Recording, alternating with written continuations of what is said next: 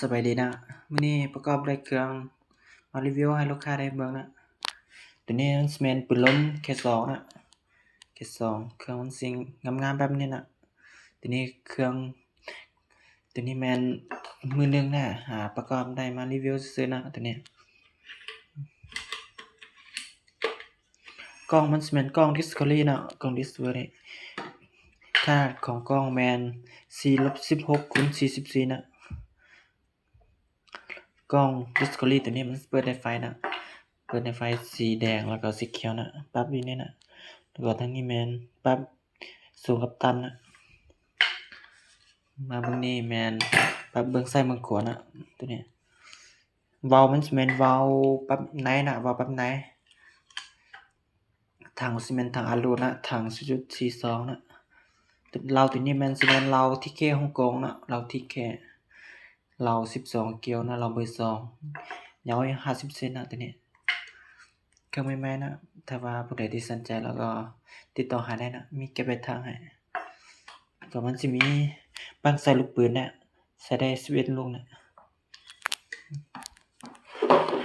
ตัวนี้มันสิเป็นปืนลม K2 คือกันนะ K2 กล้องก็กล้อง Discovery นะขนาดกล้องสิแม่น 4-16x40 เซน44กันนะแล้วก็อยู่ทางนี้ปรับระยะการยิงนะระยะการยิงเว้าสิแม่นเว้าปรับในคือกันนะเว้าปรับในแต่ว่าตัวนี้มันสิมีตัวเสริมเว้านะ24แหวนนะตัวนี้มันสิต่างนะตัวนี้สิบ่มีตัวนี้มีนะถังสิเป็นถังอลูนะถัง 0.42 คือกันนะเราสิแม่นเรา ZN8 นะตัวนี้ ZN8 ตัวนี้แม่น8เกียวนะเราเบอร์2ยาว50เซนนะเครื่องใหม่ๆนะ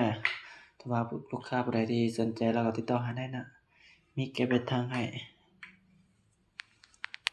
ตัวนี้มันสิแม่น Tactical นะ Tactical ตัวนี้กล้องสิแม่นกล้อง BSA นะกล้อง BSA ขนาดของกล้องมันสิแม่น 4-16x44 คือกันนะแล้วก็ตัวนี้ปรับเบิ่งซ้ายเบิ่งขวานะแล้วก็ต่ำกับสูง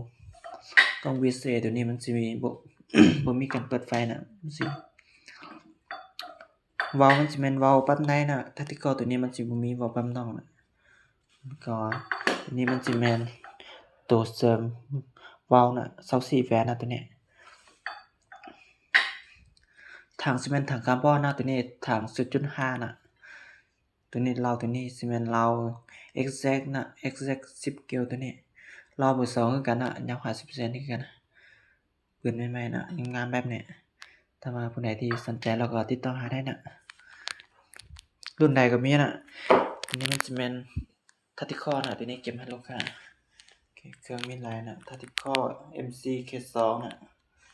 ลูกปืนก็มีแต่ว่าผู้ใดที่สนใจแล้วก็ติดต่อหาได้นะ